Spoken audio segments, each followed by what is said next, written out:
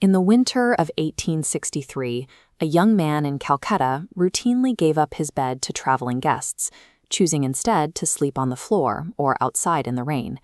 This was Narendra Dutta.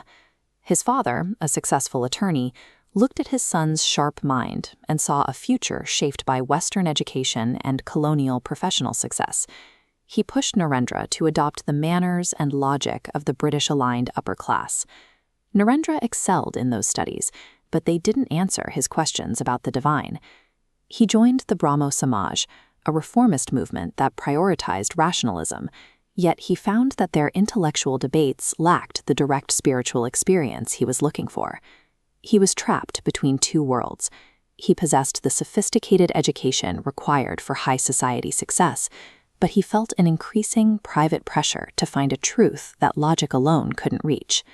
In 1884, his father died suddenly. The family's wealth vanished overnight, leaving them with nothing but debt. As the eldest son, Narendra became responsible for the survival of his mother and siblings. He spent his days searching for work, while often going without food himself so his family could eat. Even at this low point, his habits didn't change. When seekers or guests arrived at his home, he would share his meager portions and find them a place to sleep, even if it meant he spent the night shivering outside. This period of hunger and social humiliation narrowed his focus. Having seen the instability of material life, he stopped looking for spiritual answers in books and started looking for someone who had actually lived them. He sought out Ramakrishna Paramhansa, a temple priest who many claimed was a realized mystic. Narendra arrived at their first meeting ready to use his Western training to expose the older man as a fraud. Ramakrishna didn't offer a logical defense. He simply told Narendra that he had been waiting for him, treating this skeptical student like a long-lost son rather than an opponent. Their relationship was soon tested when Ramakrishna developed throat cancer. The disease was physically gruesome. As it progressed, the master required constant care to clean away the blood and mucus that blocked his throat. The abstract theological debates Narendra once enjoyed were gone. In their place was the daily, visceral reality of tending to a dying man's most basic and difficult physical needs. During a particularly difficult day, a fellow student showed visible disgust while cleaning out the master's spittoon, which was filled with the fluids from his infected throat. Narendra watched the reaction, then stepped forward and drank the contents of the spittoon himself. This act was a deliberate break from his previous identity. By choosing to touch and consume what others found repulsive, he signaled that he no longer prioritized his own social standing or physical comfort over his service to his teacher. At 25, he formally left his old life behind. He took the name Swami Vivekananda and began a journey across India as a wandering monk. He was no longer trying to prove his intelligence to the world. Instead, he relied on the discipline he had gained through years of service, carrying a confidence that came from having nothing left to lose.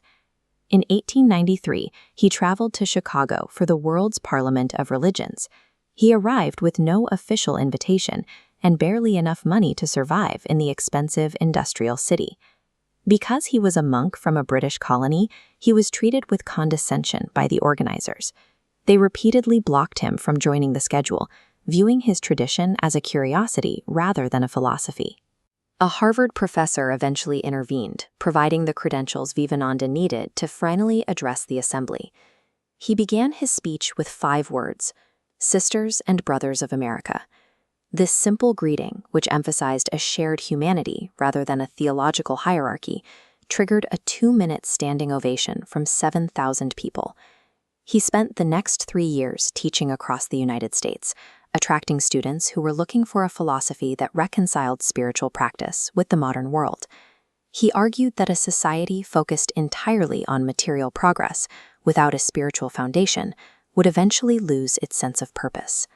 He eventually returned to India to found the Ramakrishna Mission, a service organization that integrated his teacher's focus on devotion with his own commitment to helping the poor. He died shortly after, in 1902, at age 39. Swami Vivekananda didn't change the world by trying to fit into it. He spent his youth in hunger and his early adulthood in service. And it was that history, not just his words, that made the world stop and listen.